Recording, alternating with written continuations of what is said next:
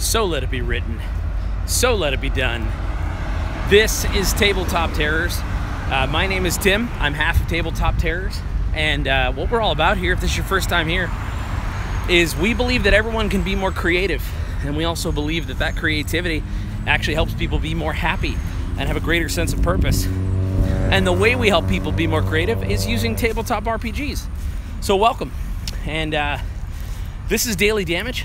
This is a vlog, so it's very casual, it's very conversational. Rambly is a word I'd use. So if you're looking for a more produced, edited kind of video, you should probably check out some of our other videos. I'd recommend maybe like our Learn to Play D&D series or something like that. But one final thing, this is a live video, so there's a chat, and what I try to do is interact with the chat, and I try to specifically read back to you what other people have said so that you can be in on the conversation, right? So today we're talking about creativity, and these are 3 things you need to know about creativity, specifically applied to as you are a game master, a dungeon master, as you are an RPG writer or designer, and as you are a player. So really, as far as the RPG goes, like, this is about creativity in general, but how can you apply this to your RPG life? Well, this is how. So,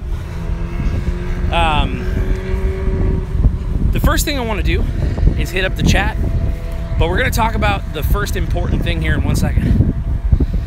Heavenly hit points. Let's do this. When does it start? It starts right away. So I'm here. I usually share the link around because Facebook doesn't let you do that, but YouTube lets you do that. So I like to share the link around early and then start it.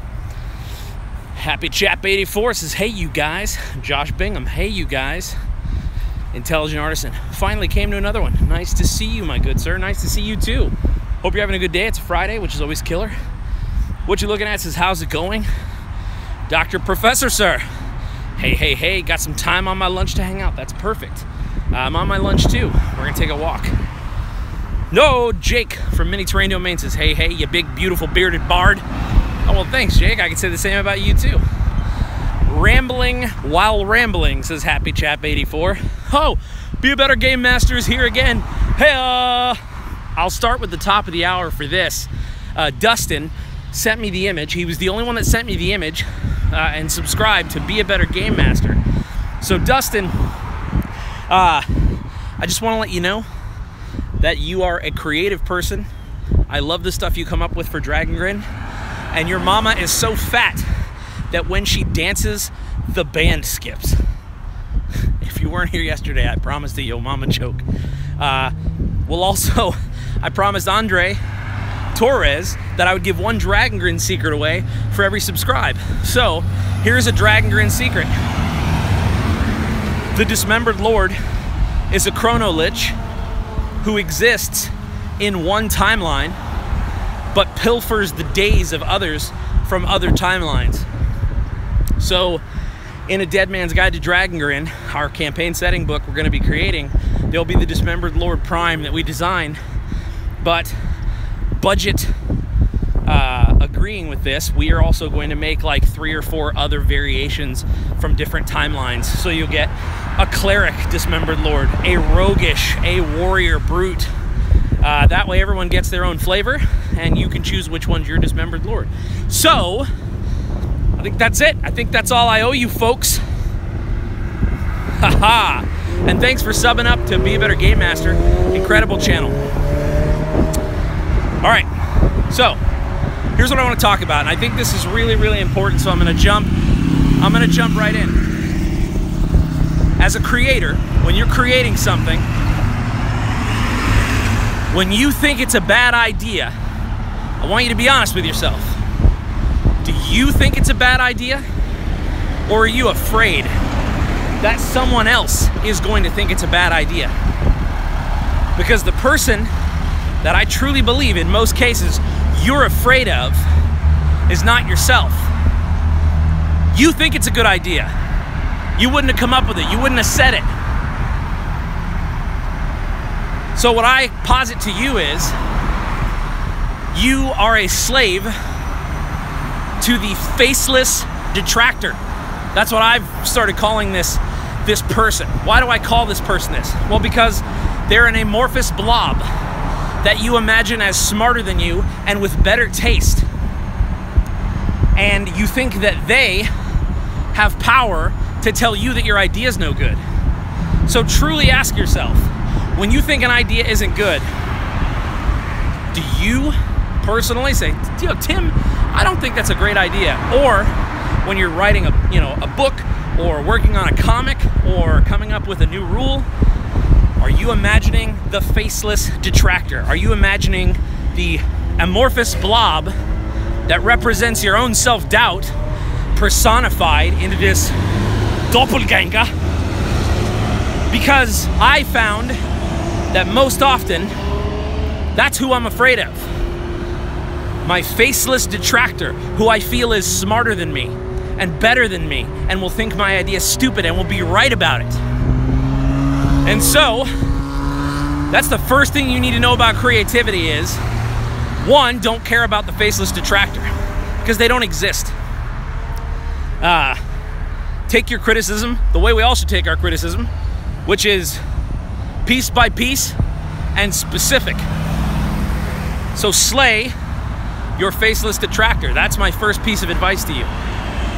You need to know that, because you'll stop yourself so often from making something really great because you just think someone else is going to think it's stupid. How's it going? You can't put it, like I said, you can't put a face to this person, but you just have this amorphous blob. You just know, oh, everyone's going to think it's stupid. Well, who's everyone? That's who it is. It's the faceless detractor. Don't be a slave to no one. Right? So that would be my thought. We went through a dead zone there for 1 second. I hope we didn't lose anybody. So to the comments, and then we're going to go to point number 2. All right. Warmaker777 says, hey Tim, I finished editing the test video, but because the phone resolution from the stream I used, I decided to also edit an area of effect so I can send the best I can. That's awesome. That's awesome. That's awesome. Creative side tip, what we call that is proof of concept. And a lot of times when we're designing a book, I want to get an idea out there, but I don't want to take 3 months to develop it to perfection. So I will share it with Barker, James, and Matt, and I'll say, hey guys, here's proof of concept. And what does that look like? Well, it'll be a D20 roll table, and it'll be named, and it'll have some, maybe 3, as few as 3 or 4 actual things filled in, but then we just fill in the rest with X's.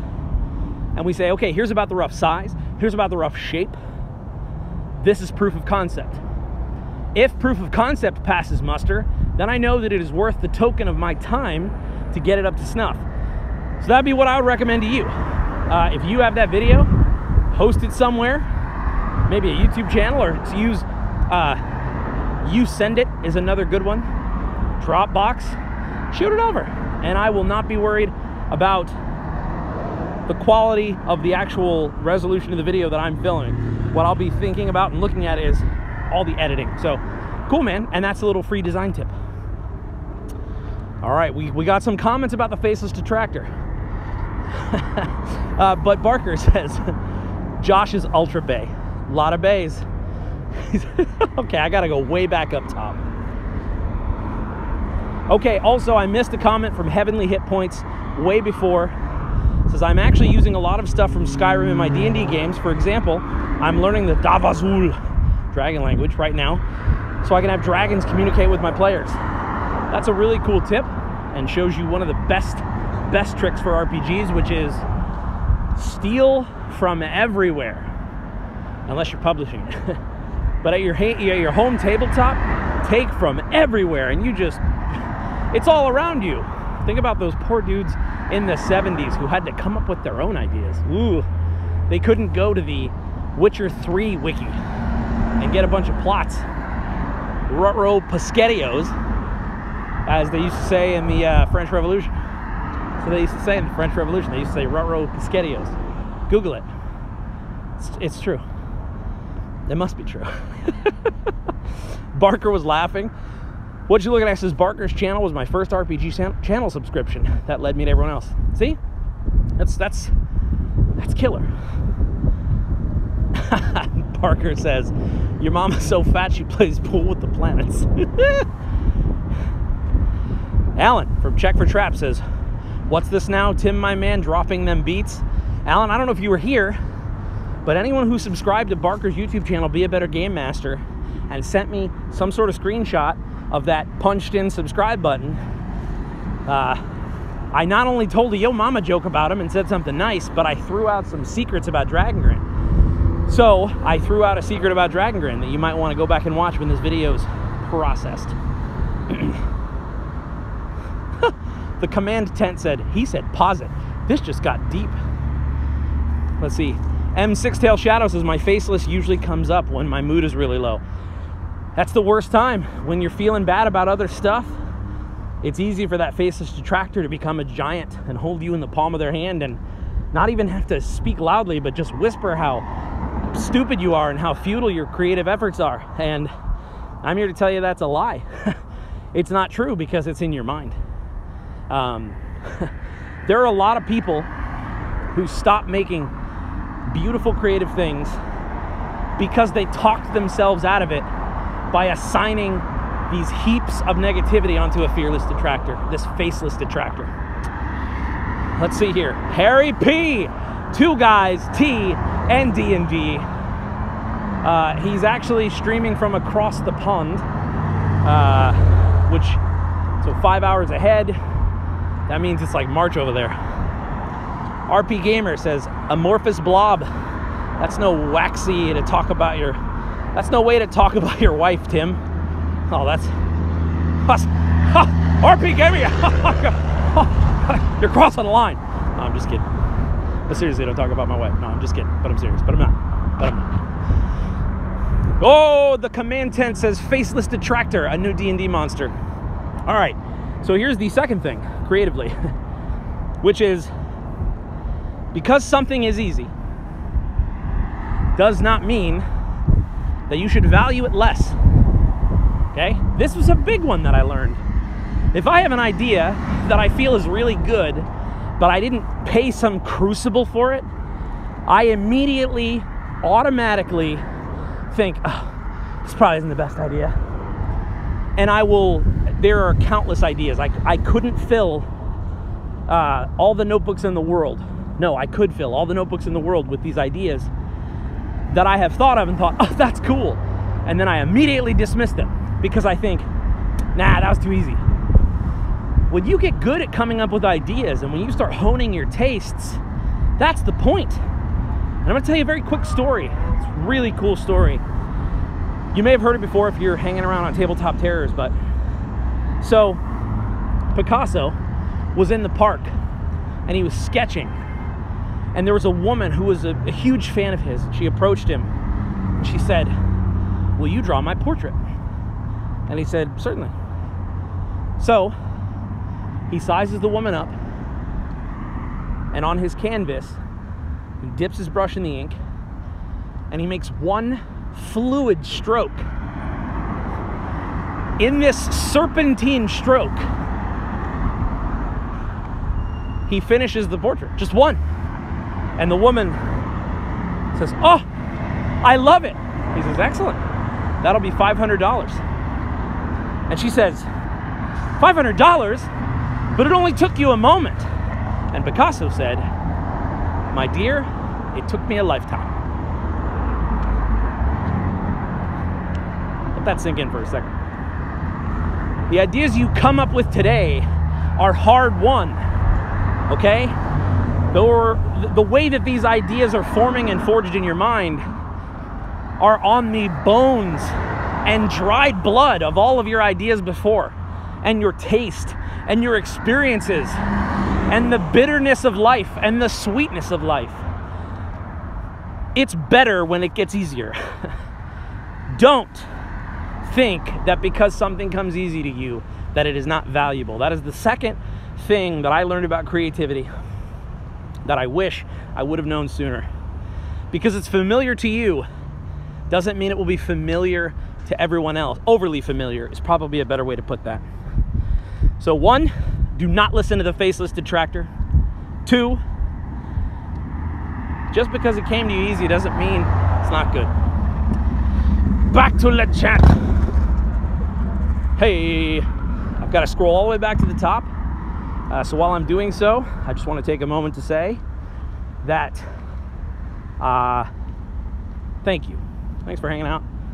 These walks they're an opportunity for me to just talk and have a conversation with people that I truly care about, and that's you. And I appreciate you spending your time, because you could be watching anything else right now, and so just appreciate it. All right. RPG. Okay, so Josh Bingham says, that was heckin' deep. Legit, my mind is being blown. Well, Josh, here's the thing. What's your ready to action, friend? You know? In fact, that's something that I should start doing, is coming up with a ready to action. Well, what do you mean? Well, first of all, I have a propensity. I'm a serial namist, so I like to name everything, a little cutesy stuff. What is a ready to action? Well, it means I can promise you that one of the millstones that hangs around the neck of far too many people is the dopamine hit that they get hearing something cool, and then they leave it there between them and the monitor, between them and their phone. So my question for you is, what's your ready to action? Write something down that's going to make you actually try something that I said, because I'm no better than anyone else watching. But do you know what I'm good at? Putting things into action. If I would say that there's one secret to being creative, it's doing. And it's kind of a broad one, but what's your ready to action, everybody? What are you going to do hearing this information? Because don't let it just be a salve to your wounds that will then dry up and do nothing to cure the wound. So what is your ready to action? Back up, back up, back up to the top, back up to the top. Scriggity scroll, scriggity scroll. Heavenly hit points to steal all the things. Again, for clarity, I mean at your tabletop. Don't steal things and say they're yours. Hey, a fistful of dice is here. Fistful of Dice taught me how to DM. So if you think that I DM decent, go check him out, because he's my Jedi Master. I'm his Anakin. You can't see, but I have actually Bernie stumps that I walk around on. It's very awkward. Woo. All right, so we have Matt the Boss Click is here. What you looking at? Retracted a message. That's interesting. Check for traps. When's the next shot of GM hot sauce and player mustard? So one went out on Wednesday. They typically come out on Tuesdays, but I forgot. I flat forgot. I meant to set it up, and James was working on the template, and then he said, "Hey, I'm not gonna tinker with it. What you have is working great." And in my head, he was still doing something. So on Wednesday, I was like, "Oh wait, I better send that out." So I'm gonna load up this coming week's very soon. All right. So let's go. I want to do some more comments because I'm really far behind. Dr. Professor says, I'm currently working on a home world and I'm having an issue with my naming. I always have trouble coming up with cool fantasy names and just name them almost like normal modern day. Any suggestions? So there are a lot of things. There are a lot of suggestions that I have. The first one is look at other fantasy realms. And again, if you're not publishing a book, you said it was a home setting. So I want to double check that. Having issue with my naming. It's a home world. Okay, so it's a home world, meaning you have the liberty of looking at anything. Go to a Tolkien wiki. Go to The Witcher. Go to Mass Effect. Whatever. Just go to a wiki. You have the liberty of being able to just plunder names and drop them into your campaign world. Now, you will find that the players might recognize some of those, so you have to go to deep cuts. You can't say like, this is Stormwind. And other players will recognize things more than certain things more than others. So here's what I would suggest. Just change a letter or two. Another good naming technique. It's funny looking back on the notes from the Dead Man's Guide to Dragongrn that we're writing. I put how I wanted the name to sound. And it was just, there's a note in my notes that says, I want the mountains to sound severe, something like the Severe Mountains. Well, guess what? In our campaign world, the Sphere Mountains, S-V-I-R, are right in the middle of Central Dragongrn. So you can also do that. Like, okay, here's another one. Secrets. I'm telling tales out of school.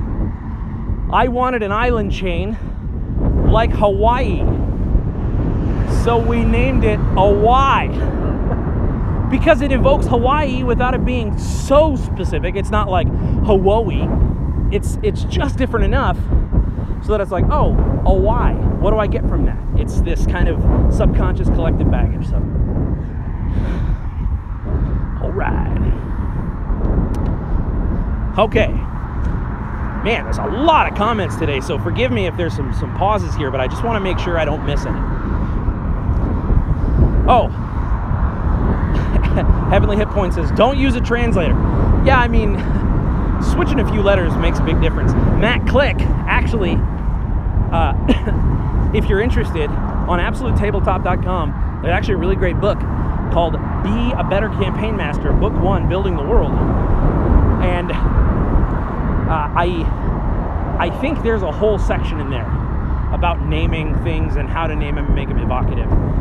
Now, you have to pay for that book, but within it, there's a lot of really good stuff. But Matt said fantasy name generators when all else fails.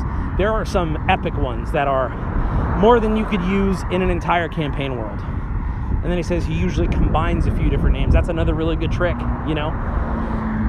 Taking two things that wouldn't necessarily go well together and kind of shaving the pieces off and combining them is great. And then it's also okay to think, okay, I like this word, what can I change about it? You know, it's something we're working on. We came up with this location and we were trying to figure out what to name it.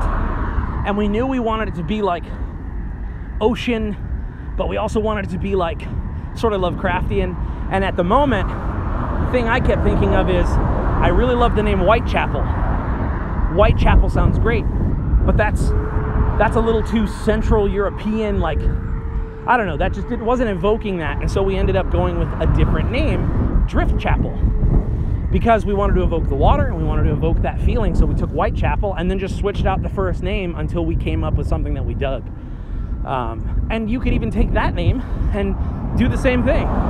You could call it Sea Chapel, Wave Chapel, you know, flip it around. Chapel de Aqueous, right? And so, quick other side bonus tip. Keep your names something that you could say in our realm. So don't make it these long, really florid things if you want the players to remember them in their minds. So that would be another tip. Right, yeah. Let's see here.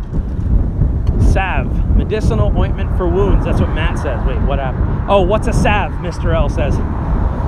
Fantasy Fan 01. The second tip is quite helpful. I have a notebook of ideas of story. You've inspired me to revisit some of the ones I previously dismissed. Well, good. So here's the third. This is the third thing. And this is actually drawn from these walks that I've been taking every day. Right now, my phone is very close to dying, so I'm not running an app that I usually use called Runkeeper. But what I found is, and this is the third tip, which is quantify your progress.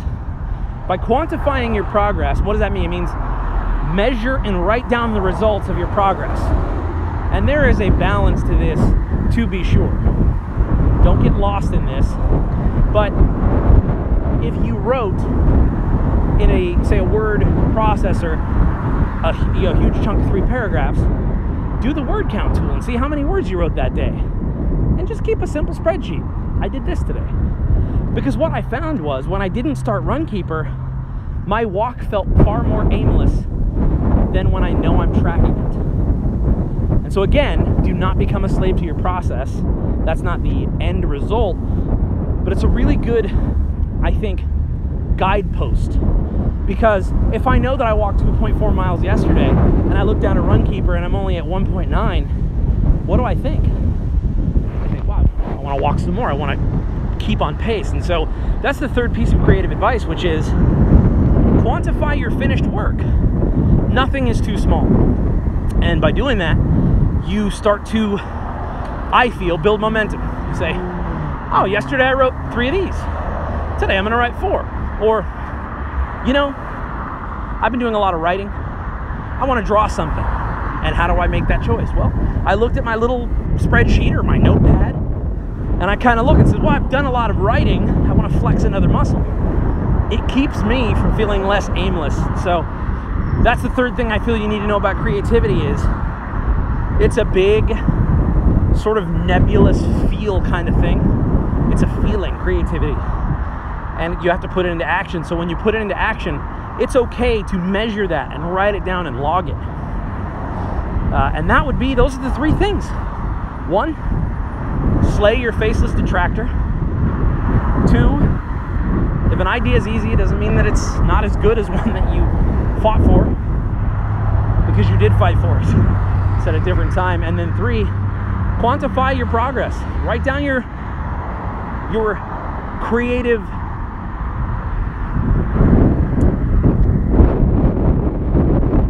I want to call them accomplishments. Everything's an accomplishment. I paused because I didn't want to call everything an accomplishment, but really, you made something exist that didn't just mere moments before. All right, back to the chat, back to the chat.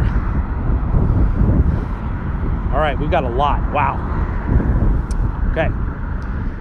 Caleb says, Tim, you mentioned in your last live stream that someone building some system or something should collaborate. I'd like an entire video on how to collaborate on world building, which is innately personal. That's a really good topic. I can do that. Maybe we'll make that Monday.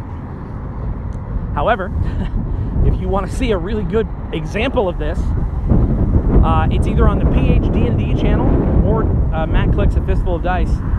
There is a collaborative world building video where Matt and Kurt Wiebe build a world together. I'll give you some rough advice now that we can hit on more heavily in the stream, and it's that you should build in pieces and you should leave gaps. So the collaborative part, it's much more than this, but at a high level, when someone says, hey, I really want there to be these sort of constructs, but they're not robots, you know? Let that breathe. And just let it ride out. Even if immediately you're like, I really don't like that, let it breathe. Don't murder the idea early. You don't know. So just kind of say, all right, cool, let's workshop that. You put that piece in place, and then you keep making other pieces. And then eventually, as you start to put these different pieces on the board, they inform each other, and they start to make more sense. And so, one of the things that I think is very important, you have to be collaborating with someone who you at least trust enough and have a good enough relationship with to be able to say, nah. Meaning, we work on it, we workshop it, but in a really good collaboration, the person who came up with the idea is the one who says, this isn't working. But again, that's a whole nother stream where, honestly, what we need to talk about is, just a collaborative relationship is a very sort of deep relationship if you're going to be putting your time into it. So we could talk about that, but that would be my first high-level advice, which is don't be afraid to change things of your own, and don't be afraid to let things breathe and sort of play out. Matt says you can talk about Gloam. Okay, cool. I will talk about Gloam. That's actually a really good idea. What's Gloam? Here's what Gloam is. Gloam is a flintlock fantasy setting that is set in our shared campaign world, like our universe, in the realms of Arbitron. In fact, I'm going to take a pause right here and I'm going to say that is the perfect example. The name Arbitron to me was something that it took me a long time to love. I never really liked the name Arbitron when we were naming the realm. That's something that Barker came up with, and that's nothing personal to Barker. I politely brought it up. Everyone else seemed to like it. I pushed maybe one more time, just in case, but we kept it. Over time, it has grown on me, and I understand now that a really good world should have a variance of tone, and that is one way to get it, which is someone else named a piece of it. And now I love Arbitron. It's just what I call it, you know. But it's about compromise. So, Gloam, Flintlock Fantasy. Matt and I have been going back and forth and just forging this world together. And a really good way to do it is Facebook Messenger or WhatsApp or something like that, to where it allows me to go leave him a voice message about something, kind of just drop it in there so that at his convenience he can go and listen to it and kind of reply. So in the world of Gloam, we actually had to come up with the name of what the elves and the dwarves are, because in Gloam the elves and the dwarves are very different from most other fantasy realms. They're these nightmarish creatures of fairy tale. They are not many. They've been warped by this dark energy in the realm known as the Gloam. And so they're not common, and they're not playable races even. In that, we had to come up with the name that sort of encompasses all of those things. And here's the framing device that we used, or the concept was, we're not thinking of it in terms of, hey, what's a cool name for the elves and the dwarves? We call them Rip Shredders and Hammer Biters. It's like, it's not that. Hammer Biters, oh God. But we thought to ourselves, what would the mortals of the realm refer to if they were talking about this sort of ambiguous lump of creatures who wants to eat them and kill them? So we just went back and forth. We went back and forth for a while, and he suggested some and I suggested some, and then eventually you'll hit one that you both really dig. That is a good partnership, and it's a good give and take. So we landed on the phrase Ghast, G-H-A-S-T. And if you want a trick to see if a name sounds cool, in your mind's eye, pretend that Jaime Lannister is saying it from Game of Thrones, because Jaime Lannister is a chill, even-keeled dude. So if he says it and it doesn't sound weird or stupid, you can get away with it. So if Jaime Lannister was there and he's like, but Cersei, you can't truly believe that we could go head-to-head with the Ghasts.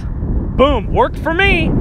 Ghasts they are. And so whenever the humans and the mortals of the realm, if they say, careful or the Ghasts will get you in the night, it's a lump phrase that encompasses the dwarves who have flesh of stone and the elves who have been twisted into eldritch monsters by the Gloam. That's an example.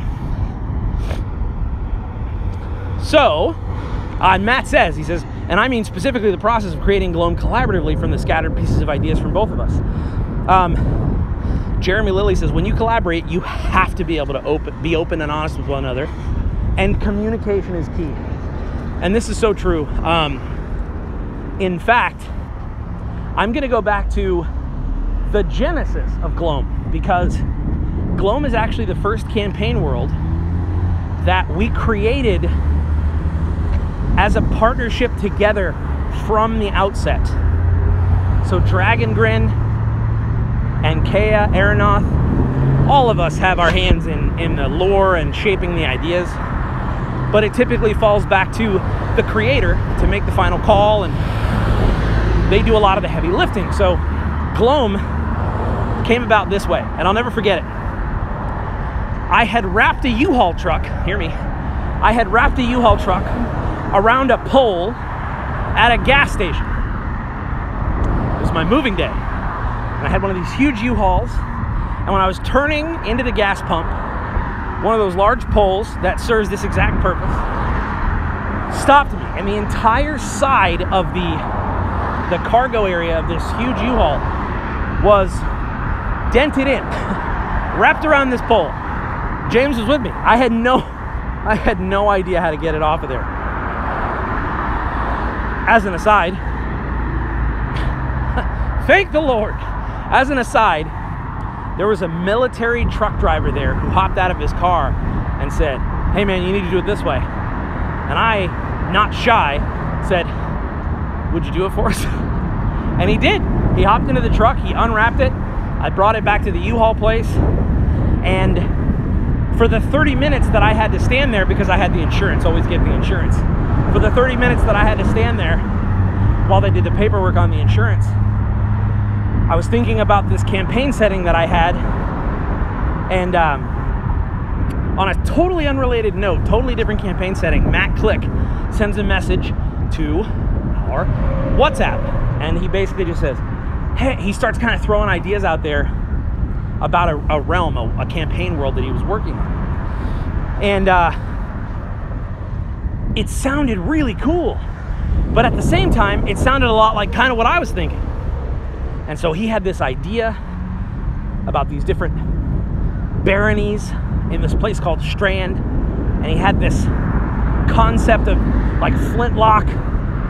And what my idea was, I wanted to do something akin to the Twilight Zone. It wasn't quite steampunk, but I knew I had one piece of the lore, which was I wanted it to be set in this really cool realm. At this point, it was like a realm called Oubliette, which is like an underchamber in a dungeon. And I just thought, what a refined word that means something so awful. I love it. If it's the Twilight Zone, Victorian, airing on steampunk fantasy, it's called Oubliette. So that day, as I'm standing there at the U-Haul and I'm signing and, you know, getting all the paperwork squared away, Matt and I start talking.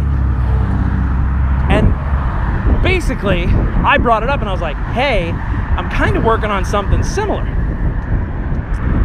And he's like, well, hey, why don't we do a mashup? And I was like, that would be awesome.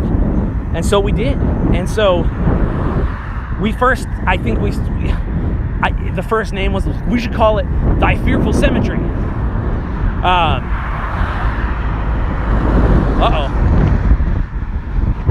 Uh-oh, it says very bad connection. So I might be going dead here. We'll see. Ideally though, we do some gloam together. If you're still here, I'll cut the story short just in case, but if you're still here, we essentially started to team up and we worked together. Oh yeah, it says I'm okay here. I think I'm back now. Anyway, so that I can finish the story, that was the start of Gloam, and since then we have worked back and forth in a WhatsApp doc, and things have slowly taken shape. I had this idea for these things called ogres. In our realm, for that, they're these huge machines, these elephantine sort of suits of armor that this organization of alchemists have created to protect humanity from the Gloam. So in that realm, an ogre is not a monster like you and I would think as far as D&D, but if you say ogre in that term, or in that realm, it basically just means like a big copper mech kind of thing. So that would be my tip, which is start a WhatsApp thread or a Facebook, but foundationally, step 0, interact with this person on a public level, interact with this person, make sure they're a friend if you can, even an acquaintance, because you'll learn something is that people are very protective about their ideas, and rightly so, but it can be the source of friction. So try to vet someone out, especially in this, you know, on the Absolute Tabletop Facebook group. You can check out their games. How are they responding to other players? What's their mannerism? You know, how do they conduct themselves publicly? And we started Absolute Tabletop because we were playing in the Provokers, and I was just like, man, these guys are so cool. And James and I approached them. Hey, you guys want to do something together? Ideally though.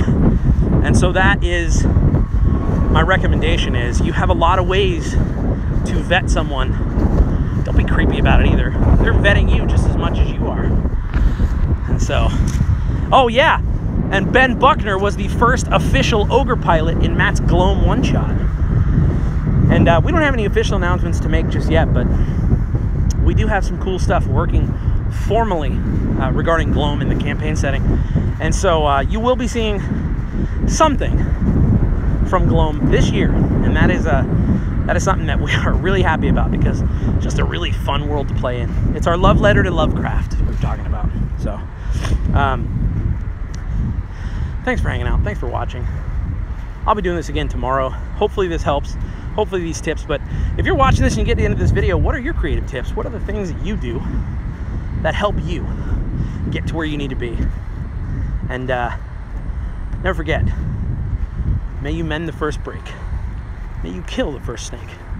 And may you conquer everything you want to take. Until next time, may your dice roll high. Let's launch, everybody.